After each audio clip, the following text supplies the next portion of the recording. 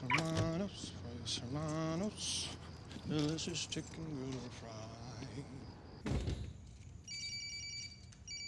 Mr. Frame, just walked through the door. I'm not running late, am I? Nothing like that. I need you to act as store manager in my stead. Unfortunately, at this late date, this will require you to both open and close today and tomorrow. Sure, yes, I can do that. Would you be able to set next week's schedule by close tomorrow? I like to give the employees time to prepare. I will take care of it. Don't give it a thought. Lyle, thank you for agreeing to speak with us today. Of course. Happy to do it. So that scene we just watched, that fictional depiction inspired by events you actually lived through, that was the last the public heard of you. That was the last they heard of Lyle. Yeah. So, what have you been up to since then?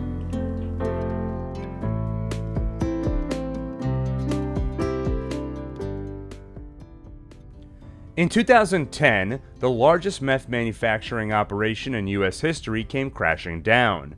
But the most interesting part of that story wasn't told in full until 2012, with the publication of Skylar White's biographical account, Breaking Bad, From Mr. Chips to Scarface. The story of high school chemistry teacher turned meth kingpin, Walter Hartwell White, was so compelling, it was simultaneously produced as a TV miniseries that same year. That was of course followed up 2 years later by Better Call Saul, the story of Jimmy McGill, aka Saul Goodman, the Tom Hagen to Walter White's Vito Corleone. In this series, I'm doing my best to track down survivors of the harrowing events surrounding the rise and fall of Heisenberg. As you've seen, today we're speaking with Lyle. So, what have you been up to since then? Well, a lot of different things, I guess. Are you still working in food service? No. I tried that for some time, but once you've worked for Mr. Fring, there's really no one else who can compare. You're, of course, talking about Gus Fring. Yeah.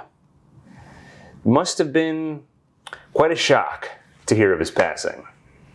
Yeah. Especially the way he passed. You saw the scene. You could you could see his brains through the side of his face that got blown off. And he adjusted his time before he died. So he must have still been alive and probably suffering tremendously. You really respected Mr. Fring, huh? Yeah. When I visited your home, I couldn't help but notice the photo. Even after all the drug stuff, you still remember him fondly. Mr. Fring was an honorable man. He looked out for us. Honorable? Really? All right. Remember this? I will kill your infant daughter. That's TV. They exaggerate. Okay. What about this?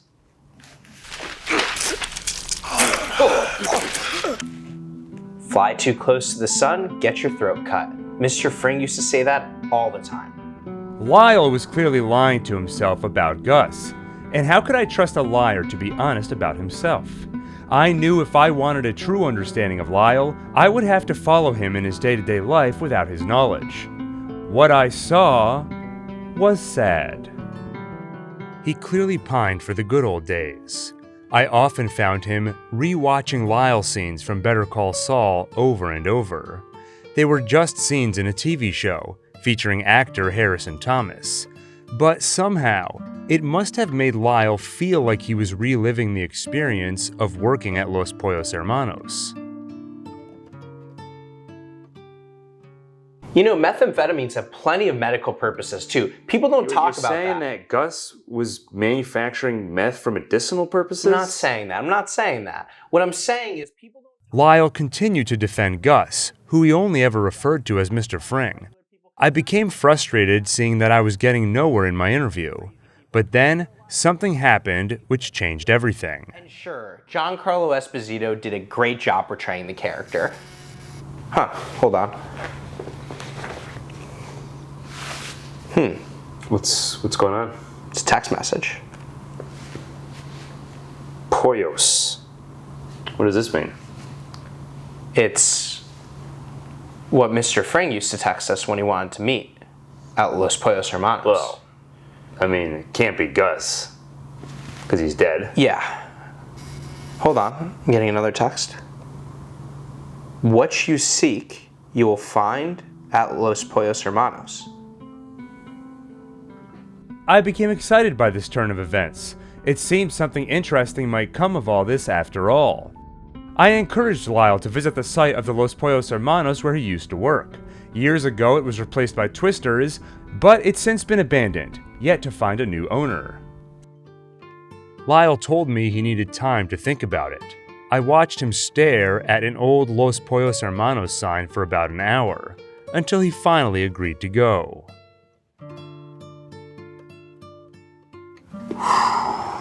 Well, she ain't what she used to be. Let's get a closer look. Yeah. What is this? Looks like a letter.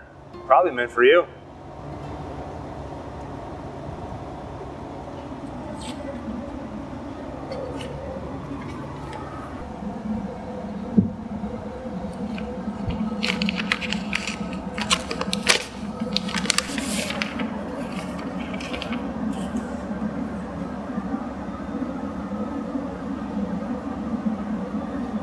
This is impossible. What is it? Whoever wrote this letter claims they purchased the Los Pollos Hermanos brand, and they're giving it to me. They want me to bring it back. You see that? Lyle, you are the only one I trust with this responsibility. You must reopen and revitalize Los Pollos Hermanos.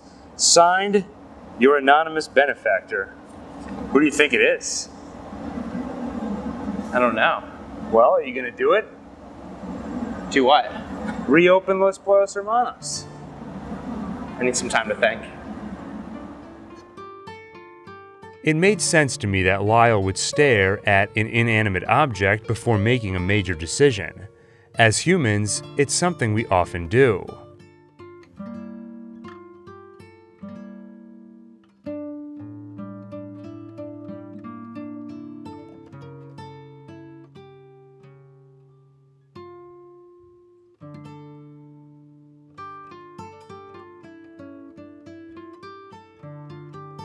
After several more hours of staring at the sign, Lyle finally agreed to reopen the restaurant. And with that, step one of my plan was a success.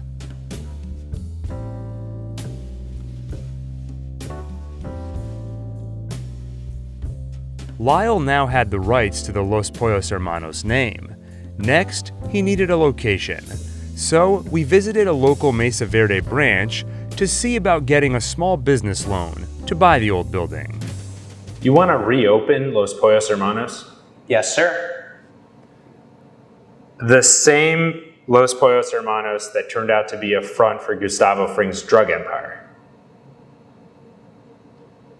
Well, the thing you should think about. Once Lyle went on another rant defending the medicinal qualities of methamphetamines, I knew there was no chance he would be given the loan. So I instead encouraged him to withdraw his life savings, assuring him that reopening Los Pollos Hermanos was guaranteed to be a successful business venture. Once he owned the building, the next step was cleaning it up.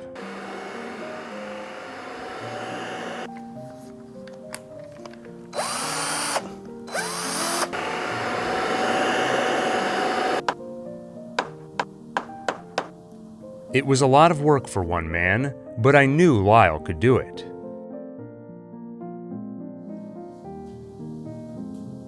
Everything all right? This is acceptable to you?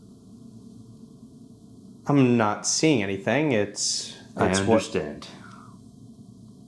You know, now that I look closer, yeah, maybe I see, maybe, yeah, okay.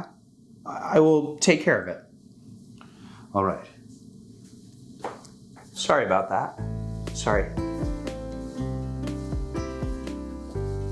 Lyle, great job. I'm really proud of you. Thank you, sir. For the first time since I began filming, I saw Lyle smile, which almost made me feel bad for what I had to do next.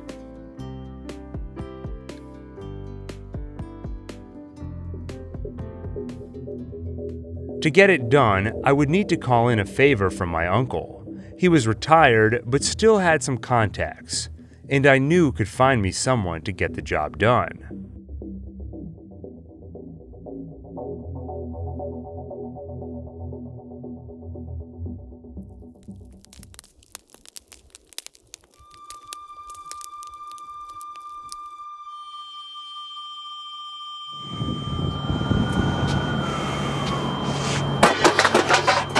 Lyle, calm down, Lyle.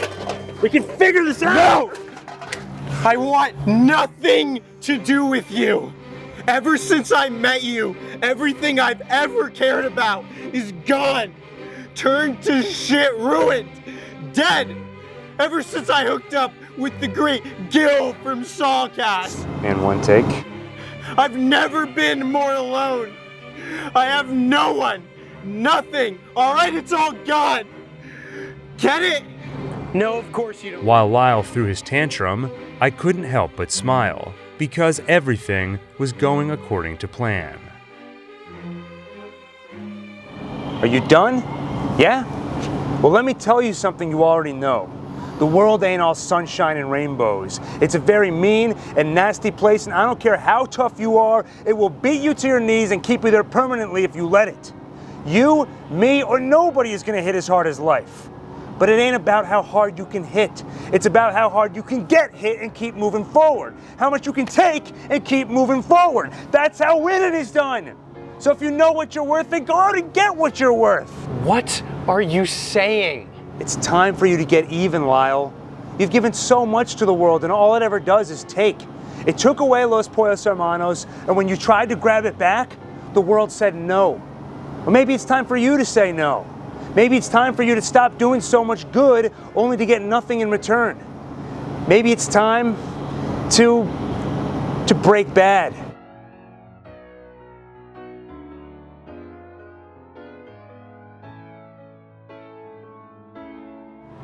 What are you talking about? I'm talking about a spin-off. What? Think about it. Breaking Bad was a masterpiece. Better Call Saul was a masterpiece. The fans want more. I want more. But Peter Gould and Vince Gilligan said they would only come back if there was more story to tell. Lyle, you and I can give them that story. You planned all this? You're the anonymous benefactor. You sent the text. And you... Burn down Los Pollos Hermanos? Yeah. I knew once you had a taste of your old life, you wouldn't be able to walk away again. You need Los Pollos Hermanos. But what are you going to do? You don't have any money. How are you going to afford rebuilding the place again?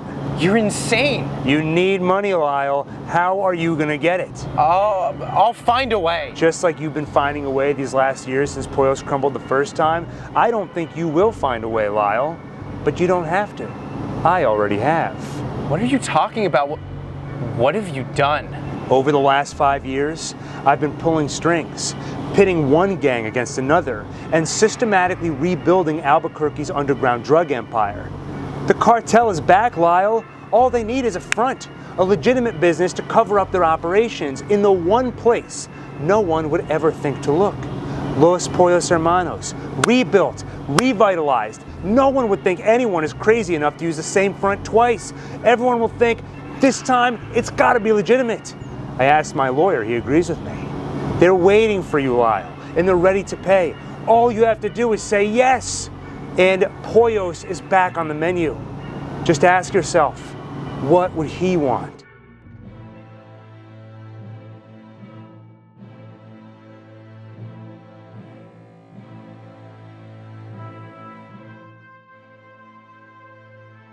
He'd been through a lot, so of course I would give him all the time he needed to think about it. But in the end, I was sure he would make the right decision.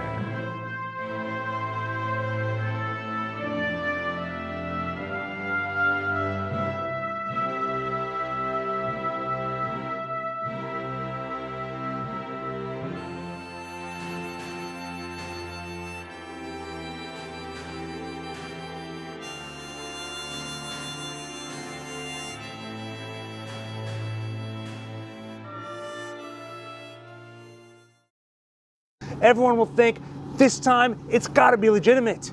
I asked my lawyer, he agrees with me. So I wanted to run something by you. I told Lyle that if we reopened Los Pollos Hermanos and used it as a drug front, like, there's no way anyone would go after it. The DEA would never suspect the same front twice, right? That's what you're calling me about? Oh, that is quite possibly the stupidest thing I've ever heard. I did the trivia thing for you, Gil. I did you a favor. And now you come to me with this? Like, you do me a favor. And don't ever call me again. Besides, if they're gonna do another spin-off, we all know who it's gonna be about.